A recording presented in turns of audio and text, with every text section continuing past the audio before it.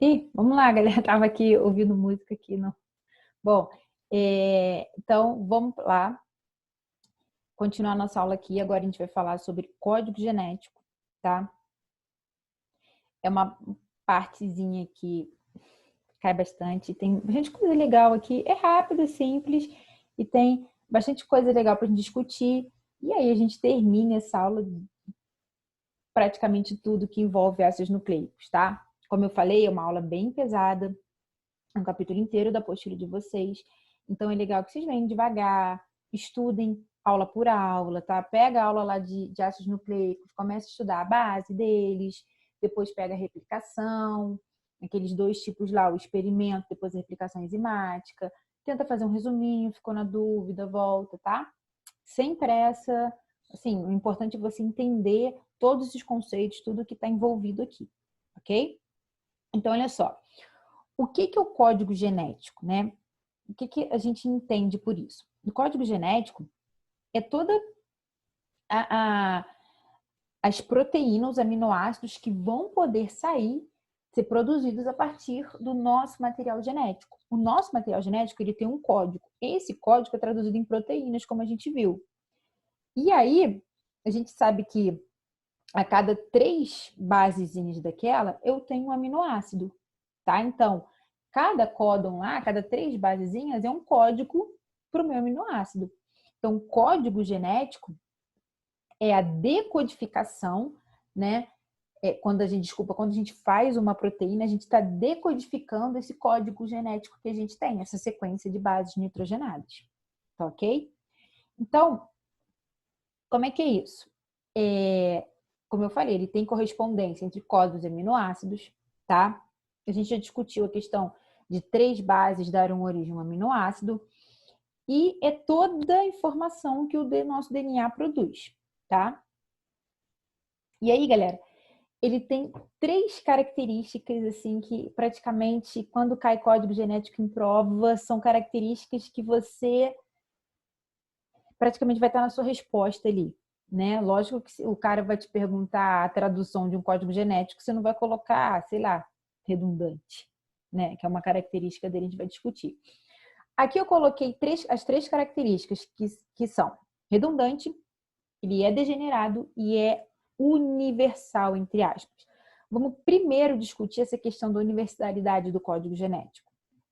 O que acontece? Até um bom tempo atrás, acreditava-se que todos os seres vivos tinham o mesmo código genético. Por exemplo, a mesma, o mesmo código que gerava, por exemplo, uma proteína X na gente, geraria a mesma proteína, o mesmo código geraria a mesma proteína X, por exemplo, em chimpanzés, que é próximo. E a gente já viu que não é tanto assim. Por exemplo, a gente sabe que na mitocôndria a gente também tem tradução de proteínas lá. Temos ribossomos, temos DNA. Então, mesmo que a gente viu aqui que ocorre em bactéria, vai ocorrer lá na mitocôndria. E, por exemplo, tem uma sequência de código genético que nas nossas células vão gerar uma substância, uma proteína Y, na mitocôndria gera uma W, entendeu? Então, tem algumas diferenças. Então, a gente sempre tem que ver essa ideia do universal, qualquer coisa. A ciência universal, o código genético universal, sempre vai ter, o código genético sempre vai ter exceção. Tá? Então, toma muito cuidado. Então, esse universal eu gosto sempre de utilizar entre aspas. E se você for escrever, por exemplo, uma resposta de uma prova discursiva, e você colocar e tiver que usar essa característica dele sendo universal, e explicar que, mesmo que é dito como universal, que tem diferenças de alguns indivíduos, o legal é você colocar esse universal entre aspas, como eu coloquei ali. Porque assim, um corretor, na hora que ele vai ver isso, ele, nossa, entendeu? Você mostrar que é universal entre aspas, tá? Por exemplo, tem diferença de alguma bactéria para mitocôndria, para protista, como eu coloquei aqui no slide, beleza? Por exemplo, minha bactériazinha aqui, que eu sempre gosto de mostrar ela, o código genético dela nem é totalmente igual desse protozoário aqui, da minha ameba. Então, eles têm diferenças, tá? Então, essa ideia da universalidade não é 100%. Bom, e aí, galera, a gente tem O que é questão de redundante e de degenerado? Eu vou mostrar uma tabela para vocês de 61 códons, tá? E aí a gente vai ver que esses 61 códons, eles vão codificar 20 aminoácidos, tá? Que a gente sabe que 3 vão ser fim de cadeias, que é essa tabela do código genético aqui. Vou me colocar só aqui para baixo. Não, aqui. Tá bom. Bom, o que é isso aqui, galera? Isso é a tabela do código genético. Mary, meu Deus do céu, você é a louca. Eu preciso decorar isso? Não, gente, nem eu decorei isso. O que eu sei é a iniciação, o que corresponde ao código de iniciação, que é o G, o de parada, e mais um ou outro, esqueci, e até me aposentar, quero esquecer tudo, tá? Porque não é. A questão, se vier falando, te pedir, ela vai te dar as correspondências e tal. Não fiquem preocupados. Porque eu vou utilizar a tabela para discutir outras coisas com vocês. Então, o que a gente tem aqui? Uma matrizinha.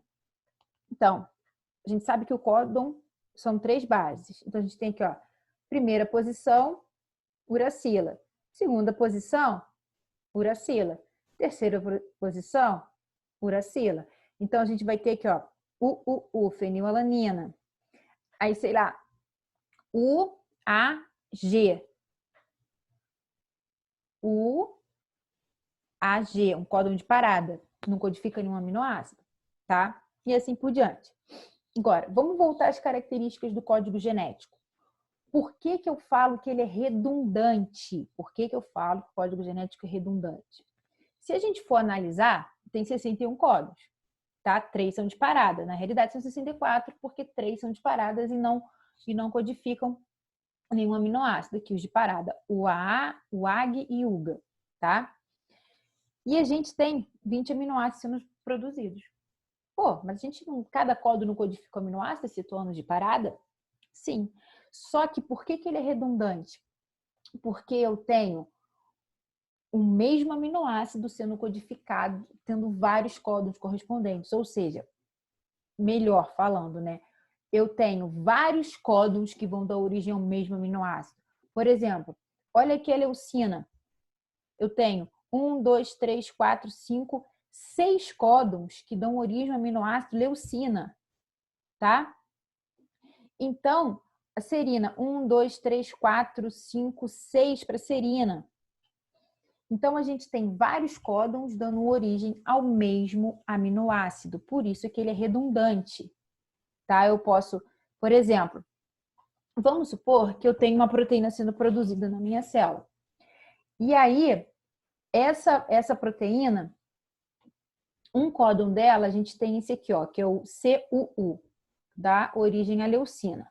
Vamos supor que ocorra uma mutação e esse terceiro U aqui, essa terceira base, ela seja trocada por uma adenina. Ocorreu uma mutação e houve a troca de uma uracila para adenina. Então, de CUU ficou CUA. Teve alguma diferença? Não. Teve a mutação? Sim, mas ainda continuou codificando o aminoácido leucina. Então, independente da mutação que ocorreu, essa proteína vai ter o aminoácido leucina lá bonitinho, tá? Isso nós chamamos de mutações silenciosas, porque elas não modificam a leitura do RNA mensageiro, o aminoácido continua sendo o mesmo. O problema, na maioria das vezes, é quando a mutação não é na terceira base de um códon, e sim ou na primeira ou na segunda.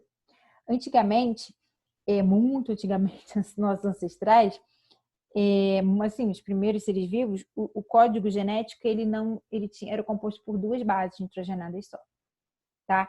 E qualquer mutação você tinha uma mudança da proteína, porque mudou um, já é um outro códon, né?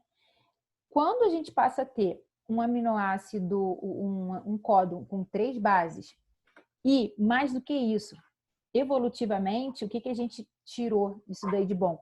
A maioria das mutações ocorrem na terceira base, o que evita a mudança do aminoácido, consequentemente, uma proteína estranha. tá? Mas quando a mutação ocorre no meio, aí eu tenho problemas. Por exemplo, como eu falei para vocês, lá na parte da tradução, eu posso transformar um códon que codificava por exemplo, a tirosina aqui, eu posso transformar ela em códon de parada. E aí parou a tradução ali. Ou então, por exemplo, vamos pegar isso aqui, a isoleucina. Se ocorre uma mutação aqui, e essa primeira uracila aqui, ela é substituída por uma adenina, em vez de AUU, eu vou ter AAU. AAU é asparigina. Já mudei minha proteína, tá? Então, geralmente, quando caem essas questões em prova, elas caem assim, falando da questão do códon de parada. O que acontece se você tiver uma mutação no meio e aquele códon se transformar num códon de parada? Vai parar a tradução, aquela proteína vai sair pela metade.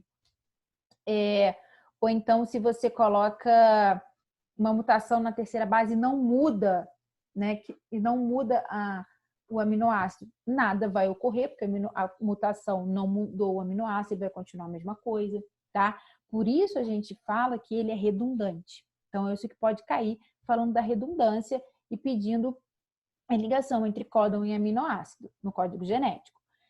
A terceira característica, a universalidade a gente já viu, redundante, a terceira característica é o degenerado. Por que degenerado? Eu não consigo pegar, por exemplo, uma proteína que tenha fenilalanina, leucina e prolina. Então, fenilalanina, leucina e prolina. Eu estou com um peptídeo, com 3 aminoácidos. Se eu pegar esses 3 aminoácidos, fenilalanina, leucina e prolina, eu consigo determinar a sequência de bases que deu origem a ele? Não consigo. Porque fenilalanina, aqui eu tenho 2 tipos de códon. A leucina, 6 tipos. A prolina, um monte também, tá? Então, eu não consigo. Então, a gente fala que ele é degenerado por causa disso. Eu não consigo, a partir de um aminoácido, chegar à sequência de bases nitrogenadas que deu origem a ele. Isso é degenerado. E aí, gente, vem uma questão pra gente que já caiu várias vezes em prova, tá? Que é essa questão aqui, tá? A gente pega o dogma central, lá que a gente tem visto em todos os processos e discute ele. E as 2 perguntas que eu coloco são as seguintes. Por que podemos ter várias proteínas a partir de um RNA mensageiro? Por quê? A gente já viu isso. Por causa do splice alternativo, lembra? Quando você tem aqui a transcrição, entre transcrição e tradução tem um processamento. E aí, o splice alternativo, quem tiver dúvida, volta lá na aula de processamento para dar uma olhadinha, é quando eu tenho diferentes exons combinando e dando origem a proteínas diferentes, tá? Isso já foi questão discursiva. Agora, a segunda questão é: por que não podemos saber a sequência de RNA mensageiro na qual uma proteína se originou? Pelo fato do código genético ser degenerado. Eu não consigo pegar uma proteína e fazer o caminho inverso. Pegar e mostrar para você aqui, ó, foi desse RNA mensageiro aqui que essa proteína saiu. Não, porque eu tenho redundância no código genético. Aí, unindo as 2 características. Eu tenho o mesmo aminoácido podendo ser codificado por vários códons. Tá bom, galera? Então, é muito importante que a gente entenda esse dogma central aqui e repense nessas perguntas que eu fiz aqui, essas 2 últimas perguntas que eu fiz para vocês, pensando nas características de código genético degenerado e redundante, tá bom? E aí a gente fecha a nossa discussão de código genético aqui, tá? Espero que vocês estudem, se esforcem aí. Qualquer dúvida, é só falar com a Tia Mary, tá bom? Beijo e até a próxima, galera!